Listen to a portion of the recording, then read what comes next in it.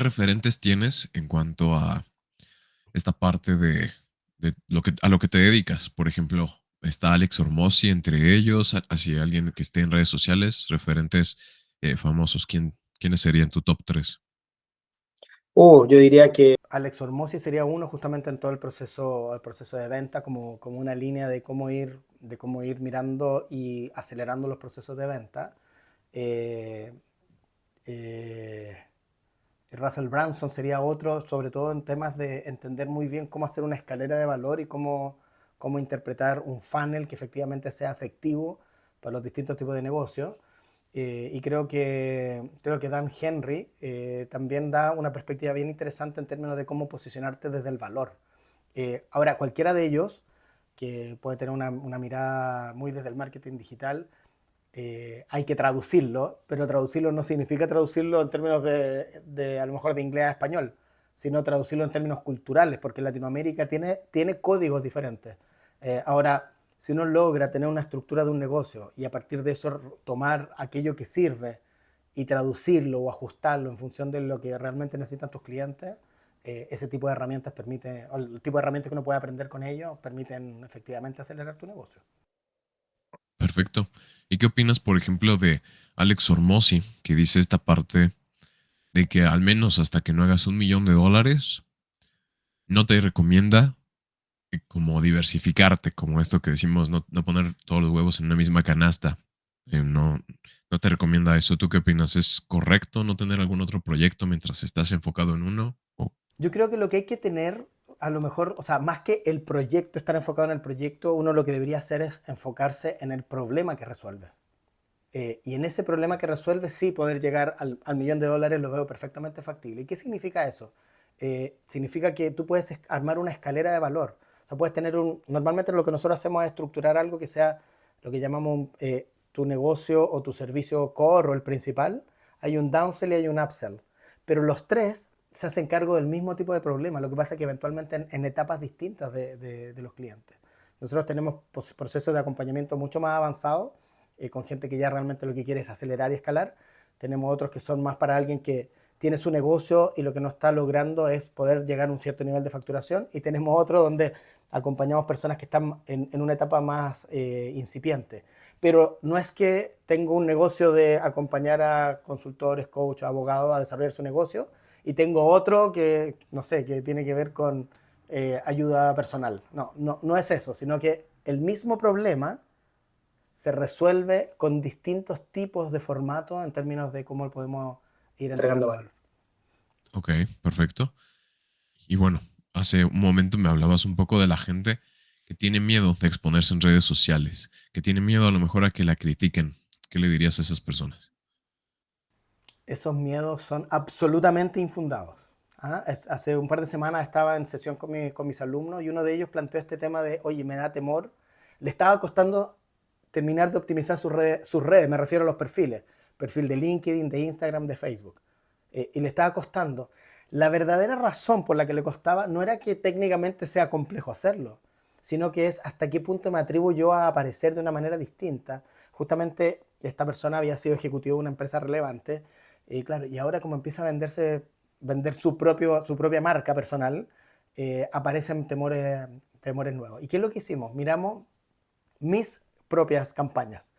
Tomamos un periodo en el que me habían visto un poco más de 300.000 personas, que es un número grande. De los 300.000 tenía dos haters. O sea, realmente es 2 dividido por 300.000 multiplicado por 100 da un porcentaje ridículo.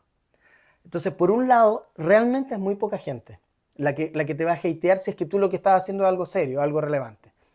Y por otro lado, además de ser poca gente, si uno entra a los perfiles de estas personas, son personas que jamás en la vida serían tus clientes.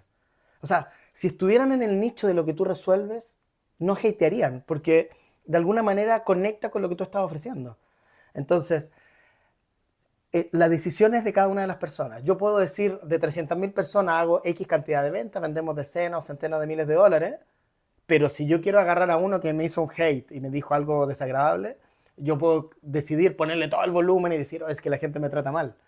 Pero si realmente lo pienso, es mínimo en cantidad de gente. Y por otro lado, son personas que se dedican a hatear. Y hay un último elemento, si me permite, que, que creo que es bien relevante, es que, o sea, dos elementos, pero es dentro del mismo. Los haters en algún nivel te convienen. Primero porque el algoritmo premia cuando hay interacción, así sea interacción de haters, porque significa que tu contenido de alguna manera está llegando. Y lo segundo, que probablemente es más relevante aún, es que cuando alguien es hater, es una muy buena oportunidad para hablar del valor que tú ofreces. Cuando a mí de repente me dicen, sí, es que todos ofrecen lo mismo y vende humo y no sé qué, nosotros lo que aprovechamos de decir es, tienes toda la razón, entiendo perfectamente que a lo mejor has tenido malas experiencias y que hay mucha gente que realmente no tiene la experiencia suficiente para acompañar a otros. En mi caso, que trabajé en McKinsey, que tengo 20 años de experiencia en consultoría, que tengo un magíster en filosofía, que soy coach de distintos temas y que hemos acompañado más de 2.500 alumnos, efectivamente nos tomamos muy en serio este proceso. Y ahí son ellos, y no ha sido pocas veces que ellos nos piden disculpas. Hoy sí tienes razón, disculpa, lo que pasa es que he tenido malas experiencias. Perfecto. Y lo otro que ocurre es que hay terceros que te defienden. Entonces realmente la pregunta es, ¿por qué tú misma o tú mismo, en este caso, por qué tú mismo le subes todo el volumen a alguien que a lo mejor te dice algo que es pesado, si realmente le estás dando autoridad a alguien que no tiene ningún sentido? Polarizar también vende. O sea, efectivamente, si eres indiferente en el mercado, no le vas a importar a nadie. A nadie. Ni a lo mejor tus hijos van a interesarse en lo que estás haciendo, o tu familia, tu esposa, o tu marido, o quien corresponda. El hecho de polarizar significa que estás apareciendo. Entonces, no hay nada peor que ser indiferente. Esto es lo que dicen algunos. Ódiame o ámame, pero por favor no me seas indiferente. Entonces, cuando apareces, y tu deber es aparecer, porque lo que tienes, si es bueno para resolver problemas de alguien, tienes que aparecer, es crítico que puedas dar tu opinión y que puedas mostrar cuál es tu punto de vista.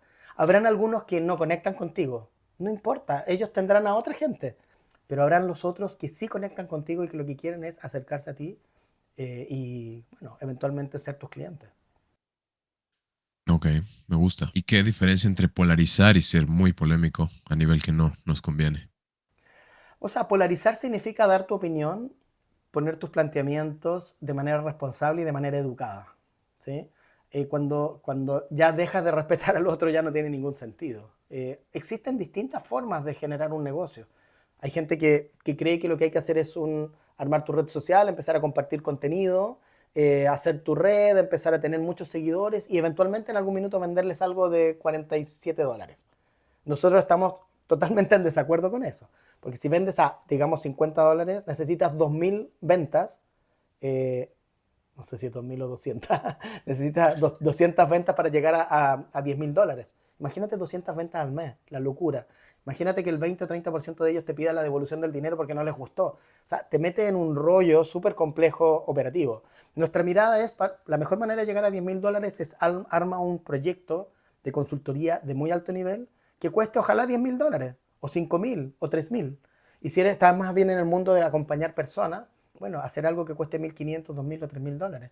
Necesitas entre 1 y 3 o 4 clientes. Eso son opiniones muy distintas. Habrán los que tienen todos sus argumentos por qué esta razón es mejor. Nuestra mirada es absolutamente al revés. En eso no es polemizar de una mala manera, es simplemente polarizar y dar tu opinión respecto a cuál es la mejor manera de llegar a, por ejemplo, en este caso, a los $10.000. Y estarán los que te siguen y estarán los que no. Lo relevante Claro. es que aparezcas, o sea, que aparezcas tú con todo lo que, con tu unicidad, como aprendí con un mentor hace algún tiempo, con aquello que te hace distintivo. ¿Con qué mentor fue? Con Sebastián Persant, Sebastián Pérez. Justamente claro, con aquello que te hace propio a ti. Con el Leonardo Ness, o el Sebastián Ness, o el Iván Ness, lo que sea Ness, es aquello que te hace diferente. Cuando uno arma una propuesta de valor y luego arma una oferta que resuelve un problema y que tiene etapas y que está bien estructurada, uno dice, ya tengo la oferta, tiene 3 etapas, por decir lo que sea. Sin embargo, esa es la mitad de la oferta. La otra mitad de la oferta eres tú. La otra mitad de la oferta es quien está detrás de todo este proceso. Porque no es lo mismo, por ejemplo, en mi caso, que soy hombre, que soy chileno, que he trabajado en un montón de lugares, a otra persona que a lo mejor está más bien en el mundo de la gestión de personas, que a lo mejor es mujer y que tiene otro tipo de experiencias de vida. Cuando uno tiene clientes, no aparece la oferta como las etapas, como algo frío, como trabajar con un software. Aparece la persona que está detrás, aparece el equipo que está detrás, que hace que la experiencia sea a lo mejor completamente distinta que si fuera otra persona. Entonces, la oferta es la oferta, la mitad. La otra mitad de la oferta eres tú. Tú eres oferta y tú eres oferta porque apareces de manera muy conectada a acompañar a otros a resolver un problema. Por lo tanto, es muy relevante dar tu opinión, aparecer en el mercado y no ser indiferente o no ser invisible.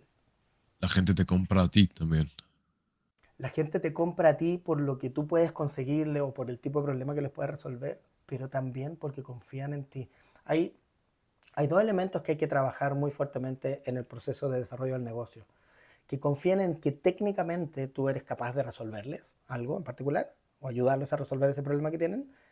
Y lo segundo es que desde el punto de vista ético y personal eres capaz de conectar con ellos y de acompañarlos en un proceso. Yo no contrataría a alguien que me parece muy buena persona, muy correcta, pero técnicamente no me da confianza de que sepa. Y tampoco contrataría a alguien que técnicamente parece ser muy capaz, pero no confío en la persona, porque no creo que a lo mejor, y no porque hay una desconfianza per se, que puede haberla, pero incluso porque digo, no sé si esta persona me va a escuchar lo suficiente. Yo he tenido algún mentor, más de alguno, de gente que no escucha y finalmente no hay calce. Entonces, en ese sentido, la oferta es la oferta, pero tú eres oferta como parte de este proceso de transformación. Claro. Y bueno, muchos se centran en la oferta, en todo lo que te voy a entregar y todo eso. Ahorita ya nos mencionaste que tú también eres parte del producto. Pero aparte de eso, ¿qué hace irresistible una oferta en tu experiencia? Lo primero es que resuelva un problema lo más relevante posible. Lo segundo es que resuelva un problema lo más relevante posible. Y lo tercero es que resuelva un problema lo más relevante posible y que sostenga esa solución. Porque existe mucho donde acompaño personas o acompaño empresas y el acompañamiento genera un tremendo cambio, pero se acabó el acompañamiento y vuelvo a hacer lo mismo que hacía antes de ayer, porque ayer fue mi acompañamiento. O sea, vuelvo exactamente al mismo punto. Por ejemplo, ¿cómo destacar hoy en día entre tantos consultores que ya están todos en redes sociales, todos ofrecen su consultoría, todos dicen que la suya es la mejor? ¿Cómo se destaca? Hay que entender un par de cosas. Nosotros invertimos en distintos lugares publicidad. Hemos tenido, hemos tenido algunos cientos de clientes, ¿sí? Eh, el otro día estaba mirando, solamente en Chile, si uno suma consultores, coaches y abogados, son 200.000. Y todavía, a pesar que estamos presentes y cuando ando de repente por ahí dando vueltas, hay gente que me reconoce y cuando estoy en actividad de emprendimiento, mucha gente se me acerca. Tú dices, oye, ya soy medio conocido, todo el mundo me debe haber visto. Y todavía tenemos reuniones y la primera pregunta que hacemos en el proceso de venta es, ¿hay algo en particular, es así, de lo que conoces de nosotros, ¿hay algo en particular que te haya llamado la atención y que te motivó a tener esta sesión? Existen los que nos siguen hace 2 años, pero existen muchos que no supe de ustedes hace 4 días. Entonces, hay un primer elemento que es que el mercado es súper grande. Es mucho más grande de lo que uno cree. El segundo elemento es que para poder diferenciarte de todas maneras, y ya lo hemos dicho, hay que resolver un problema relevante y mostrar que eres capaz de sostener esa respuesta.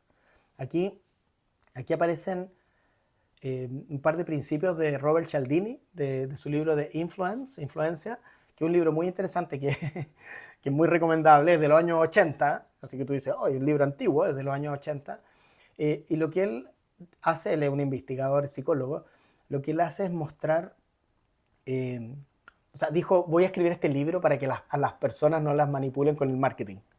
Y resulta que quedó tan bueno el libro que muchas empresas lo utilizan justamente para poder mejorar su marketing. Ahora también él detectó que a la gente no le importa si le están ofreciendo cosas, así que esa es como la suma y resta. Ahora, dentro de los principios, existen 3 principios que son tremendamente relevantes para poder desarrollar tu negocio. El primero es el principio de autoridad, o sea, aparecer como alguien que sabe de este tema. Esto él lo explica desde el punto de vista gregario, o sea, 70.000 años de historia humana. Bueno, uno necesitaba sentirse protegido. Entonces la gente necesita sentir que hay alguien que sabe más que tú. Ese es el principio de autoridad.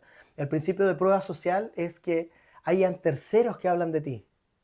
Y el principio de reciprocidad, que cuando tú entregas valor, la otra persona va a querer devolvértelo. Si yo te presto $10 y tú me los devuelves, ya la otra semana te pido $10, la probabilidad que tú me digas que no es tremendamente baja, porque es como, oye, te presté $10 la semana pasada, ¿cómo ahora no me los vas a entregar?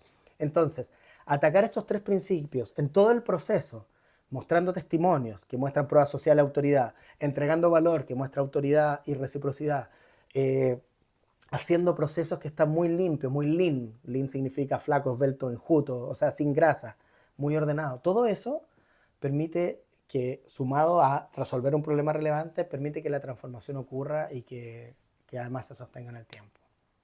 Para que sigas aprendiendo de cómo desarrollar tu negocio, sígueme.